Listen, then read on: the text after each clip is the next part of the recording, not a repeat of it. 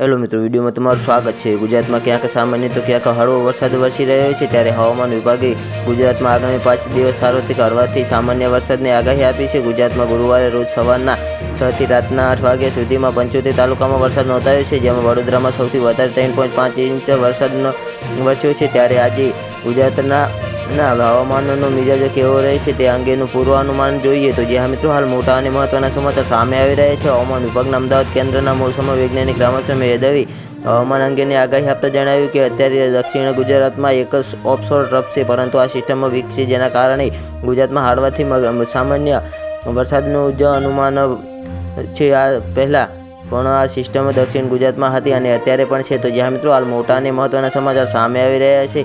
હવામાન વિભાગ પ્રમાણે આજે તમામ જિલ્લાઓમાં ગાજવીજની આગાહી છે, તો કેટલાક જિલ્લાઓમાં અમુક સ્થળે તો કેટલાક જિલ્લાઓમાં ઘણા સ્થળોએ હળવાથી મધ્યમ વરસાદની આગાહી આપવામાં આવી છે। જો કે કોઈ જિલ્લામાંથી ભારે વરસાદની કોઈ વોર્નિંગ આપવામાં આવી નથી। નોંધનીય છે કે સ્ટેટ ઇમરજન્સી ઓપરેશન સેન્ટર ગાંધીનગરના ડેટા પર નજર કરીએ તો ગુરુવારના 8 ઓગસ્ટના રોજ સવારના 8 થી રાતના 8 વાગ્યા સુધીમાં 75 તાલુકામાં વરસાદ નોંધાયો છે, જેમાં સૌથી વધારે વડોદરામાં 3.5 ઇંચ 90 મીમી વરસાદ વરસ્યો છે।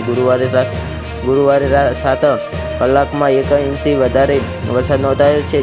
જે મિત્રો હાલ મોટા અને મહત્વના સમાચાર સામે આવી રહ્યા છે। સ્ટેટ ઇમરજન્સી ઓપરેશન સેન્ટર ગાંધીનગરના ડેટા પ્રમાણે આ તાલુકામાં વરસાદ વરસ્યો છે। વડોદરામાં 90 મીમી, બોરસદ 55 મીમી, જાબુકોડા 34 મીમી, જેતપુર પાવી 33 મીમી, સુરત શહેર 29 મીમી, પેટલાદ 28 મીમી, બોડેલી 25 મીમી, અંકલાલ 18 મીમી, સોનગઢ 18 મીમી, ઉચ્છલ 13 મીમી, સમી, હળવદ, છોટાઉદેપુર 12 મીમી, સોજિત્રા, વાહોડિયા અને ડભોઈમાં 9 મીમી વરસાદ વરસ્યો છે। આ સિવાય 57 તાલુકામાં 1 થી લઈને 7 મીમી સુધી વરસાદ વરસ્યો છે। તો જ્યાં મિત્રો અમારો વિડીયો કેવો લાગ્યો અમારી કોમેન્ટ બોક્સમાં જરૂરથી જણાવજો અને ચેનલ પર નવા હોય તો ચેનલને સબસ્ક્રાઈબ કરવાનું ના ભૂલતા। તો વિડીયો પૂરો જોવા બદલ તમારો ખૂબ ખૂબ આભાર।